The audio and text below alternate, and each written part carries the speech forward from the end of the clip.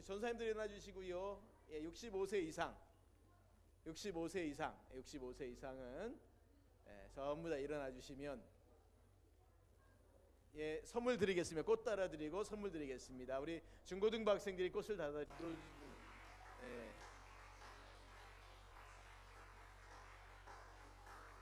나는 괜찮아.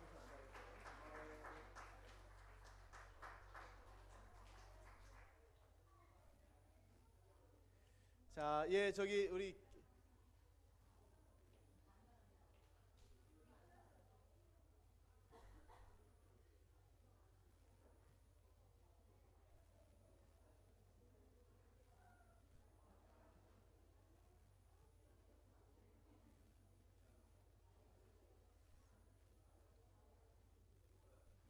예, 다 되셨습니까? 우리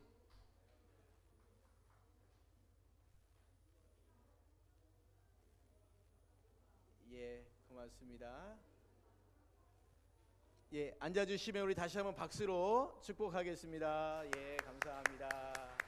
고맙습니다. 감사합니다. 예, 우리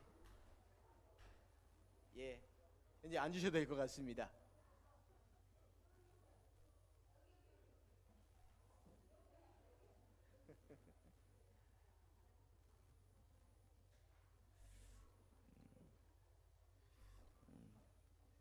약간 좀 민망하시고 쑥스러우셔서 잘 안 받으시려 그러세요. 요즘은 어떤 글에 보니까 어떤 분이 막 화를 내더래요. 그래서 왜 화를 내시냐 그랬더니 내가 길을 가는데 나보고 누가 할머니라고 부르더라는 겁니다. 근데 그분이 정말 할머니거든요. 나이도 거의 70이 다 돼가시고 정말 손주도 있고, 근데 누가 할머니 부르는 그 할머니 소리가 되게 기분이 나쁘다는 겁니다. 그럼 어떻게 불러드릴까요? 그냥 아줌마 이렇게 불러주면 좋다는 거예요.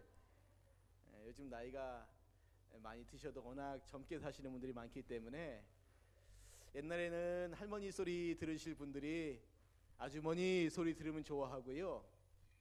옛날에는 아주머니 소리 들으면 좋을 분들이 요즘은 누나, 뭐 언니 이렇게 소리 들으면 굉장히 좋아합니다. 그래도 그냥 나이 드는 것에 대해서 우리가 인정하고 우리 어르신들 건강하게 이렇게 자리를 잘 지켜주셔서 감사합니다. 우리 다시 한번 우리 크게 박수로 더 건강하게 잘 지켜주시라고 고맙습니다. 모두를 축복합니다. 하나님 말씀 같이 보시겠습니다. 하나님 말씀은 시편 128편의 말씀입니다. 시편 128편 시편 128편 1절부터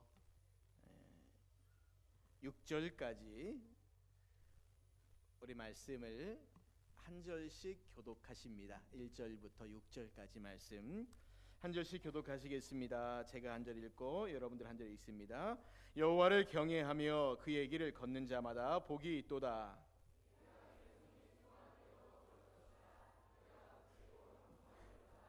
내 집 안방에 있는 내 아내는 결실한 포도나무 같으며 내 식탁에 둘러앉은 자식들은 어린 감람나무 같으리로다. 여호와께서 시온에서 내게 복을 주실지어다. 너는 평생에 예루살렘의 번영을 보며 내 자식의 자식을 볼지어다. 이스라엘에게 평강이 있을지로다. 아멘. 할렐루야. 우리 옆에 분들과 같이 한번 인사하겠습니다. 참 잘 오셨습니다. 옆에 어린아이가 있습니까? 축복하고 사랑합니다. 우리 한번 인사합시다. 축복한다. 예, 사랑한다.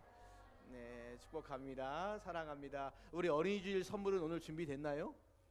예, 이따가 끝나고 예배 끝나고 신목사님 맞습니까? 예, 그렇죠? 아닌가? 있습니까? 유초등부는 없나요? 초등부 있어요? 초등부는 없어요? 네, 유치부만 있답니다. 유치부는 이따가 끝나고 아마 따로 모여서 또 선물을 줄 것 같은데 초등부는 이미 컸다고 안 주나 봅니다. 우리가 5월 그러면 가정의 달 그렇게 말합니다. 유독 가정과 관련된 기념일들이 참 많죠. 어제는 어린이날이었고요. 그 다음에 내일 모레는 어버이날입니다. 부부의 날도 있고요. 성년의 날도 있습니다. 어떤 분은 그래요. 그래서 5월은 참 돈이 많이 들어가는 그런 달이다. 참 돈이 많이 들어간다. 그럼에도 5월 참 좋지 않습니까? 너무 우리가 바쁘게 살다 보니까 가끔 우리 가족들이 어떻게 사는가 잊고 살 때가 있습니다. 우리 아이들은 늘 그냥 공부만 하라고 얘기했지 어떻게 살고 있는지, 이 아이에게 무슨 고민이 있는지. 제가 가끔 우리 교회 앞을 지나가는 초등학생 하나 꼬맹이를 만날 때가 있습니다. 아이가요 힘이 쭉 빠져서 터덜터덜 이렇게 걸어요. 그러면서 내가 이렇게 반갑다라고 인사를 하면은 아이가 저한테서 탁 감긴 다음에 어디 갔다 왔어? 그럼 학원을 갔다 왔대요. 그 다음에 또 어디 가야 돼? 좀 있으면 또 학원을 또 가야 된답니다. 그러면서 투덜투덜 이렇게 걷는 모습을 보면서 한편으로는 참 귀엽기도 하고 한편으로는 안쓰럽기도 하고, 요즘 우리 아이들이요 그렇습니다. 엄마 아빠가 너무 바쁘시다 보니까 아이들이 학원을 가요. 아침부터 학교 갔다가 조금 지나면 학원 갔다가.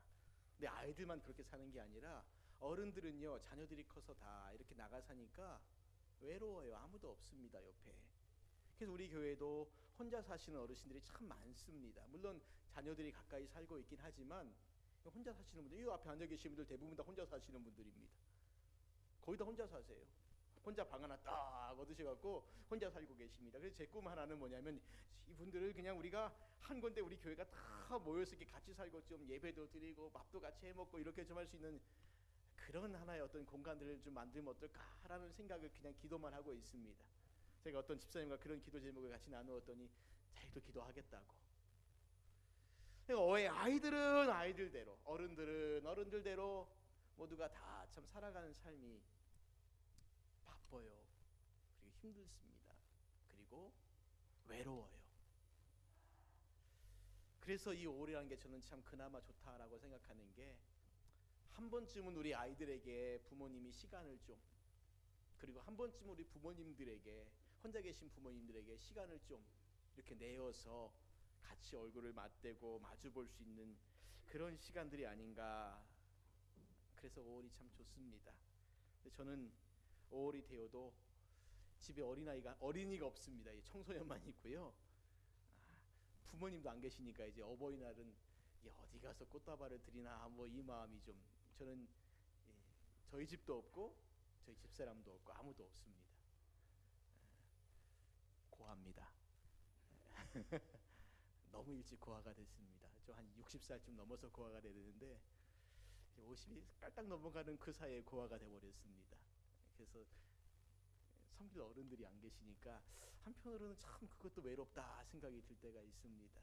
우리 5월달 한 달은 나와 우리 가정을 위해서 더 많이 기도할 수 있는 복된 시간 되었으면 합니다. 우리 예배 드릴 때 어린아이들 옆에서 떠들어도 괜찮아요. 그냥 축복해 주시고, 특별히 나라를 지키는 우리 10대들 더 축복해 주시고, 연세 많으신 어르신들 축복할 수 있는 그런 시간들 되었으면 합니다. 한 젊은이가 유대인 랍비를 찾아서 이렇게 물었다고 합니다. 선생님, 도대체 가정이란 무엇입니까?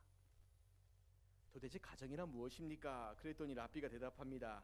가정은 메누카입니다. 히브리어로요, 메누카입니다. 그랬어요. 이 메누카란 말은 무슨 뜻이냐면 안식의 터전이란 뜻입니다. 안식의 터전.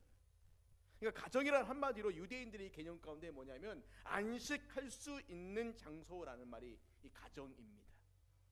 이 젊은이가 묻습니다. 선생님, 안식은 천국에 가야만 있는 거 아닌가요? 랍비가 또 대답합니다. 예, 맞아요. 영원한 안식은 천국에 가야만 있습니다. 그러나 매일매일의 안식은 바로 가정에 있습니다. 선생님, 그러면 가정이 그렇게 중요하고 가정이 우리의 삶에 참된 안식을 줄 수 있는 곳이라면, 그러면 가정에서 안식을 누릴 수 있는 조건이 있습니까? 랍비가 대답합니다. 예, 그 조건은 한 가지밖에 없습니다.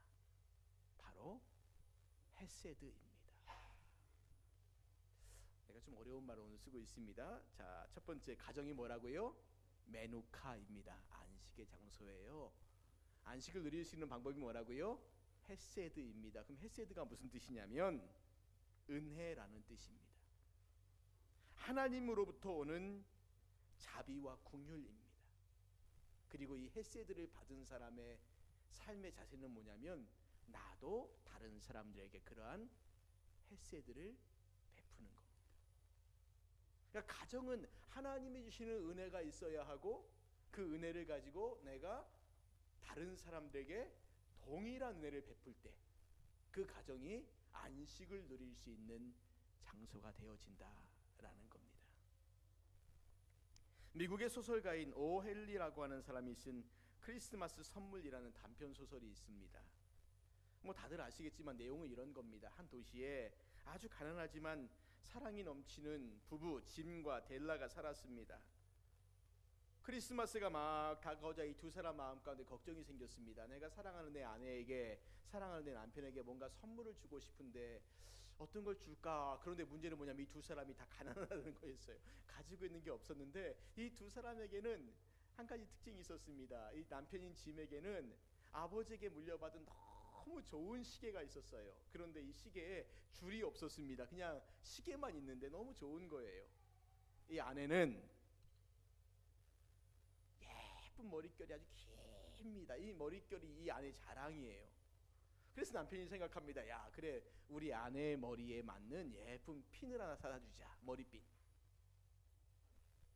아내는 생각합니다. 아, 그래, 우리 남편의 시계에 걸맞는 정말 멋진 줄을 하나 사다 주자. 다시죠. 어떻게 했습니까? 아내는 자기의 그 길고 아름다운 머리를 잘라서 남편의 시계줄을 샀고, 남편은 자기의 시계를 팔아서 아내의 머리핀을 샀습니다. 크리스마스가 되었어요. 서로에게 선물을 주려고 딱 꺼냈는데 이미 아내의 머리는 짧게 잘라져서 없었고요. 남편의 시계는 이미 팔리고 없었습니다. 두 사람은 그 선물을 다시 조용하게 주머니 속에 집어넣고 우리 나중에 때가 되면 이 선물을 개봉하자라고 했습니다. 그런데 둘은 너무 행복했습니다. 왜 행복했을까요? 서로의 존중과 서로의 사랑을 알았기 때문입니다. 이게 헤세드라는 거예요. 서로를 존중해주고 서로를 사랑해주고. 가장 불행한 가정이요, 이 고집스러운 사람들끼리 모여있는 가정이 불행합니다. 그냥 자기 얘기밖에 안 해요. 그러니까 상대방 얘기를 좀 들어봐야 되는데 자기 얘기밖에 안 해요. 그러니까 서로 얘기가 답답한 겁니다. 좀 내 얘기 좀 들어봐. 그런데 내 얘기 좀 들어봐 하는 사람 자체도 안 들어요. 자기 얘기만 하고 있어요. 우리가 귀가 두 개가 있는 이유는 뭐냐면 좀 들으라는 거죠. 입은 하나밖에 있는 것은 이유가 뭐냐면 좀 적게 말하라는 겁니다. 좀 많이 듣고 적게 말하면 가정이 행복해집니다. 상대방의 얘기를 좀 많이 들어주고 말은 적게 하고. 이게 뭐 가정만 그렇습니까? 어디니 다 그렇지요. 말은 적게 하고 듣기는 많이 들으면 그러면 행복한 가정이 될 수 있습니다. 여러분, 우리 많은 사람들이 바로 그런 꿈을 꾸고 있지 않습니까? 지난 4월달 우리 교회도 참 결혼식이 많았는데 예식장 가는 곳곳마다 얼마나 결혼식들이 많았는지요. 신혼 부부들에게 이제 결혼을 준비하는 사람들에게 당신의 꿈이 뭡니까? 라고 물어보십시오. 어떤 꿈을 가지고 있을까요? 예, 행복한 가정을 이루는 겁니다. 이거잖아요. 아, 우리는 좋은 집 사고 좋은 차 사고 해외여행 다니고 이런 꿈 안 꿔요. 우리는 행복한 가정을 이루기 위해서 결혼합니다 라고 말하는 거죠. 그래서 모든 주례 선생님들의 주례도 똑같아요. 행복한 가정을 이루라는 겁니다. 행복한 가정을 이루라. 저도 그런 꿈이 있고 여러분도 그런 꿈이 있지 않습니까? 자, 그러면 어떻게 행복한 가정을 이룰 수 있겠느냐라는 거죠. 보통 가정은 건물에 비유할 수 있습니다. 건물이 튼튼하고 아름답게 세워지려면 꼭 필요한 것이 있듯이 가정 역시 마찬가지죠.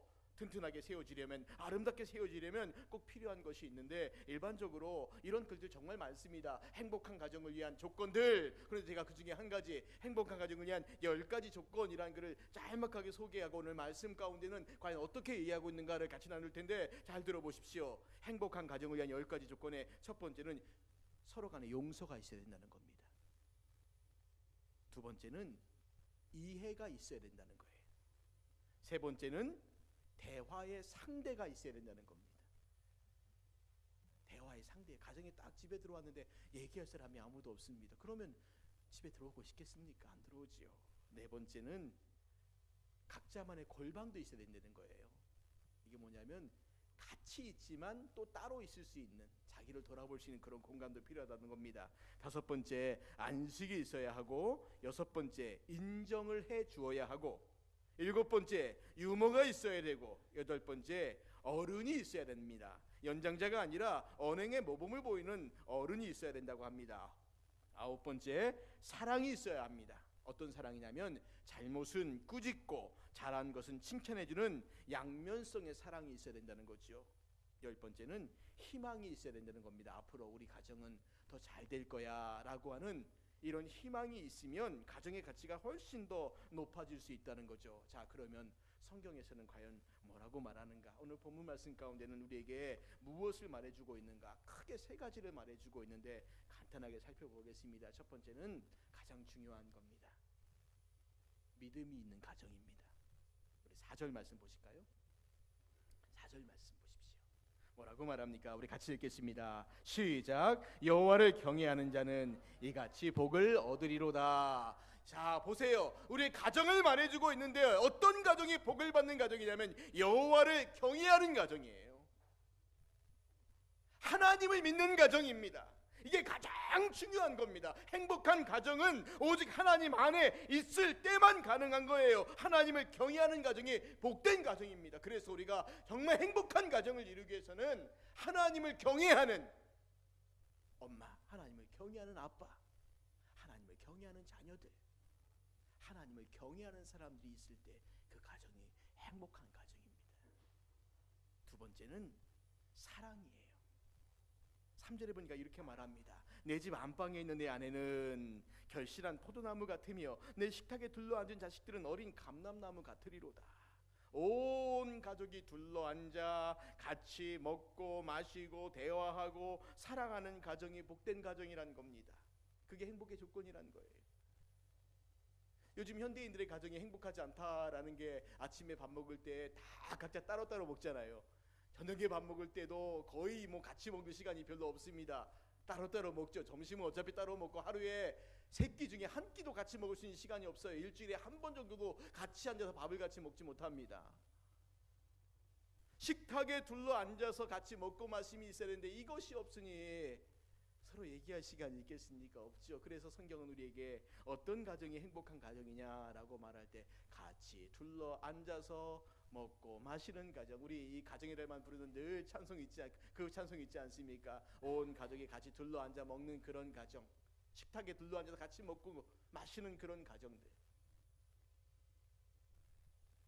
우리가 일주일에 정말 몇 번만이라도 어려우면 한 번만이라도 온 가족이 같이 둘러 앉아서 식사할 수 있는 그런 가정 우리가 다시 한번 만들어야 합니다. 그것이 복된 가정이라는 거예요. 세 번째는 수고입니다. 수고. 2절 말씀해 보니까 이렇게 말합니다. 내가 내 손이 수고한 대로 먹을 것이라. 내가 복되고 형통하리로다. 무슨 말일까요? 열심히 땀 흘려 일하는 가정이죠. 열심히 땀 흘려 일하는 가정입니다. 그럼 부모님만 열심히 땀 흘려 일하고 자녀들은 마음대로 살면 될까요? 아니죠. 자녀들도 열심히 땀 흘려서 공부하는 겁니다. 부모는 일하고 자녀는 공부하고 어떻게 해요? 열심히 하는 거예요. 열심히 감사함으로 일할 수 있는 환경이 있음을 감사하고, 일할 수 있는 직장이 감사하고, 우리 엄마 아빠가 나를 공부시켜주면 감사하고, 이 엄마 아빠는 맨날 나보고 공부만 하래. 그럼 불평이겠지만 한번 돌아보세요. 이 공부하라고 말하는 엄마 아빠 있으면 얼마나 감사한지. 그때는 그게 제일 싫죠. 공부만 하라니까 얼마나 싫은데 좀 지나보면 그때 공부하라고 말하는 엄마 아빠가 있으면 감사하구나. 매일같이 직장 다니니까 얼마나 힘들어요. 그런데 좀 시간이 지나 보십시오. 은퇴할 때쯤 되면 일할 수 있는 직장이 있으면 감사하지요. 그러니까 우리가 열심히 땀 흘려 수고하는 이 가정들, 가족 구성원 모두가 자신의 일들을 잘 감당하는 그런 가정들, 이런 가정이 복된 가정이라는 거예요. 시편 128편은 정말 짧은 성경 구절 말씀이지만 이 말씀 가운데 우리에게 그것을 얘기해 주고 있습니다. 이런 가정이 복된 가정이다. 이런 가정이 복된 가정이다. 여호와를 경외하는 가정, 온 가족이 같이 둘러앉아서 먹고 마시며 사랑을 나누는 그런 가정, 가정은 모두가 땀 흘려 수고하며 일하는, 그리고 그 일함에 감사하는, 즐거이 일할 수 있는, 즐거이 공부할 수 있는 그런 가정, 그런 가정이 복된 가정이라는 거예요. 사랑하는 성도님들, 우리 이런 가정 되기를 소망합시다. 현대인들의 가정 참 어렵고 파괴되고 얼마나 많습니까? 뭐 어떤 예능 프로그램에서 그 사람이 진담인지 농담인지 모르겠지만 우리나라도요, 뭐 이혼 가정이 500만 가정 뭐 이렇게 말하더라고요. 그래서 이게 진담인가 농담인가 모르겠지만 그만큼 우리나라도 지금 이혼율이 많아지고 있지 않습니까? 온전한 가정이 많지 않다는 거예요. 어떻게 우리 믿는 사람들이 하나님 안에서 이런 아름다운 가정들을 만들어갈 수 있을까? 하나님을 믿는 믿음 안에서 서로 사랑하면서 또 열심히 일하면서 살아가는 가정, 바로 하나님께서 원하시는 그런 가정입니다. 여러분, 이런 가정 되기를 우리가 올 한 달 동안 정말 소망했으면 좋겠어요. 하나님, 우리 가정 이런 가정 되게 해주세요. 앞으로 내가 살아가면서 또 이런 가정 이룰 수 있게 해주세요. 이런 가정에서 믿음으로 잘 자란 그 자녀들이 이후에 어떤 사람이 될까요? 더 아름답고 복된 가정을 이뤄나가는 그런 사람들이 되어질 줄 믿습니다. 여러 가지 형편과 환경 때문에 이미 좀 어려운 가정, 힘든 가정들이 있지 않습니까? 그럼 우리가 그런 가정을 또 사랑의 마음으로 돌아보면서 이제는 믿음 안에서, 사랑 안에서 그들을 돌아보고 섬김으로 더 아름다운 가정으로 만들어갈 수 있는 우리 모두가 되기를 바랍니다. 제가 한 기도문을 읽어드리고 찬양을 드리며 기도하는 시간을 갖겠습니다. 누가 지었는지 모르지만 제목은 이런 제목입니다. 가정을 위한 기도입니다. 가정을 위한 기도. 제가 나중에 전체 우리 단체 카톡에다가 그대로 이 글을 올려드릴 테니까 한번 보십시오. 저희들의 하늘 아버지시여, 이 땅에 좋은 가정을 주심을 감사합니다. 저희 가정이 방, 부엌, 가구들이 진열된 건물이 되지 않게 하시고 사랑과 정이 오가는 사람들의 천국이 되게 하소서. 제각기 들어와 자고 가는 여관이 되지 않게 하시고 정성 주고 시간 주고 미소를 주는 대화의 광장이 되게 하소서. 위로를 기대하기보다는 다른 식구들을 먼저 위로하게 하시고 이해를 바라기보다는 내가 먼저 이해하게 하시며 가시돋친 말이나 비평보다도 감싸주고 격려해주는 가족이 되게 하소서. 저희 가정이 어린 아이들에게 평생 잊을 수 없는 교실이 되게 하시고 젊은 아이들에게 언제나 의지되는 마음의 고향이 되게 하소서. 부부 사이에 문제가 있을 때에 십자가에 달린 예수님을 모시고 해결의 길을 찾게 하시고 아이들의 문제가 있을 때 우주의 주관자이신 하나님을 우선 모시고 의논하게 하소서. 저희 가정이 작은 천국이 되게 하시고 평화의 안식처가 되게 하시며 믿음, 소망, 사랑의 연습장이 되게 하소서. 거룩한 제단이 되게 하소서. 오 주님이시여, 저희 가정이 이웃과 이 세계에 빛이 되고 소금이 되고 복음의 누룩이 되어 주님의 계획을 성취하는 아름다운 터가 되게 하소서. 자손 대대 영원토록 예수님의 향기를 떨치는 그리스도의 가정이 되게 하소서. 그리스도 예수님의 이름으로 기도드립니다. 아멘. 여러분, 이런 가정 되기를 소망합시다. 그러기 위해서 우리가 이 시간에 먼저 기도할 것은 하나님, 우리 가정이 하나님 안에서 하나님을 경외하고 예비하는 가정, 온전한 믿음 가운데 서 있는 가정, 그 가정 되기를 우리가 소망하면서 우리 같이 찬양 드리고 기도할 수 있는 시간 갖겠습니다.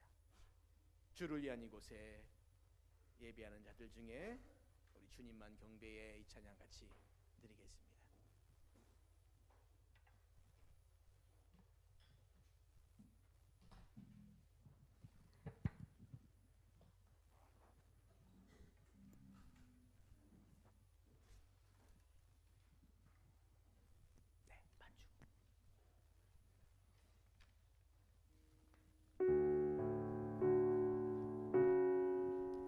먼저 하나님을 예배하는 사람이 되었으면 합니다. 예배하는 사람이 되었으면 합니다. 하나님을 바르게 예배하는 가정 될 수 있기를 우리가 기도합시다.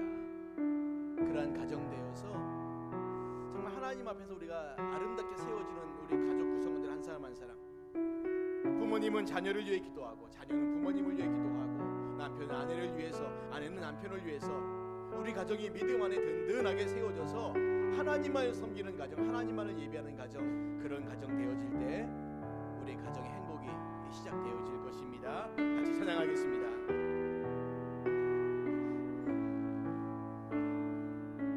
주를 위한 이곳에, 주를 위한 이곳에 예배하는 자들 중에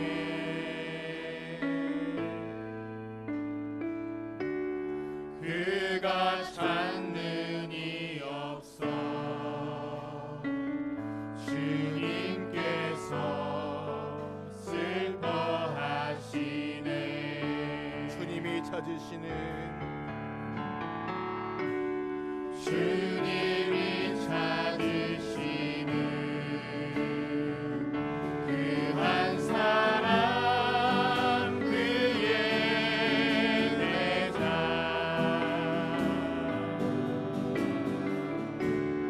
내가 그 사람 되기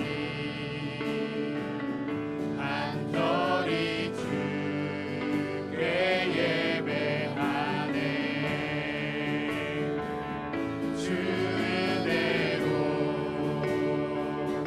이곳에 서 있네. 주인 때에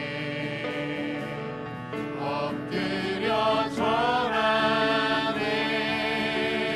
그 어느 것도 난 필요 없네. 주님만 경배해. 주 은혜로 이곳에 서 있네. 주인 때에 엎드려 절하네.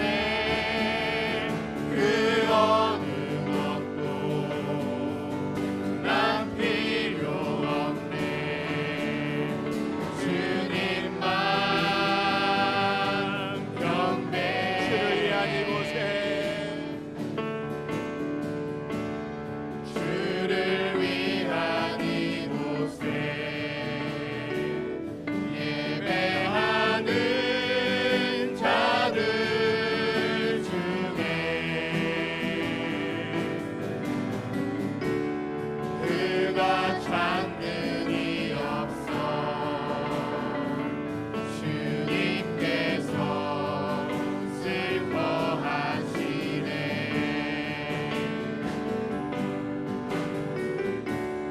주님이 찾으시는 그 한 사람, 그의 대자. 내가 그 사람 되기 간절히 주께 예배하네. 주 은혜로 이곳에 서 있네. 주인 때에 엎드려 절하네. 그 어느 것도 난 필요 없네. 주님만 경배해. 주 은혜로 이곳에 서 있네. 주인 때에 엎드려 절하네. 그 어느 것도 난 필요 없네. 주님만 경배해. 여러분 이 시간에 우리가 마음을 막아서 기도합시다. 기도하실 때 우리 가정이 하나님을 예배하는 가정